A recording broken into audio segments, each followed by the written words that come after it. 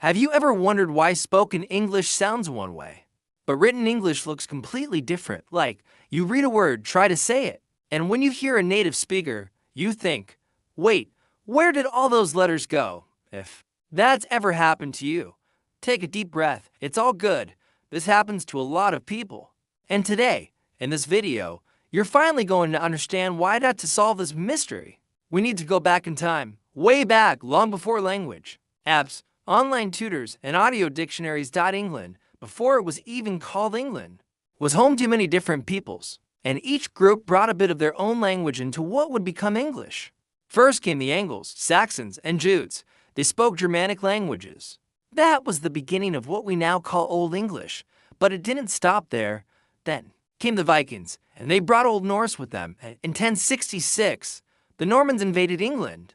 They spoke French. The result, English became a mix of Germanic, Norse, and French, like a fruit salad, but made of words. And get this, for a long time, English was just a spoken language on the streets, while the elite wrote in French or Latin. So, the formal writing didn't reflect how people actually talked. By the time they tried to standardize written English, spoken English had already evolved. Actually, it had turned into something else entirely. Now, pay attention to this part. It's one of the biggest reasons for the gap between spoken and written English. We're talking about the Great Vowel Shift. This happened between the 14th and 18th centuries. And basically, the vowel sounds started changing. No warning, no guidebook. Like colon, the word bite used to be pronounced like beat, and meat sounded more like mate. The vowels went up in pitch. They changed position. It was like someone scrambled the language's keyboard.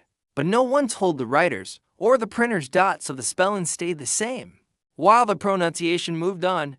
Imagine using an old map, but the city moved. That's what English is like today. Here's another weird thing. English loves borrowing words from other languages. It's almost addicted to it. Check this out. Déjà vu from French, kindergarten from German, tsunami from Japanese, cliché from French, pizza from Italian, yoga from Sanskrit. Each word came with its own sounds, and English tried to adapt them, but didn't always manage. Some words stayed close to the original, others completely changed. This turned into a big phonetic mess that no one fully controls. So what happens? You see a word that looks Frenchy, but you're not sure if you should pronounce it the French way or the Americanized way. Spoiler, even native speakers mess it up sometimes. Now, here comes the fun part. Spoken English is full of shortcuts. It's like they got lazy in a good way. The language evolved to be faster, more practical. Examples: I'm going to becomes I'm gonna. Want to becomes wanna. Did you becomes did ya. Don't you becomes don'tcha. That's what we call reduction speech. But listen, this isn't informal or wrong. It's how people talk, even in interviews, movies, business meetings. And here's where it gets tricky for learners. You read did you, but you hear did ya, and you think, what the heck kind of word is that? It's the same word, just shortened. And that's not all. Words stick together in speech. What are you doing becomes wachadoin. Let me see becomes lemma see. Spoken English is all about flow, rhythm, saving effort. These days, English is spoken by over 1 billion people worldwide. But here's the crazy part. Most of them aren't native speakers. In other words, way more people speak English as a second language than those who were born into it. And that changes everything, because English gets colored by local accents. Indian English, Caribbean English, Nigerian English, Australian English, and of course, all the American and British accents, which are super different from each other. Each group speaks it their own way. Each one brings influence from their mother tongue. And guess what? This makes spoken English vary a lot more than writing can keep up with. So the gap between speech and text just keeps growing. Here's maybe the most curious part. Written English never really caught up with spoken English. Not because people didn't want to fix it, but because no one could agree on how. They tried to reform English spelling a few times, but it always turned into a mess. That's because English speakers care a lot about tradition, even when the tradition makes zero sense in modern speech. That's why we still write knife with a silent K. Or words like though, through, tough, thought.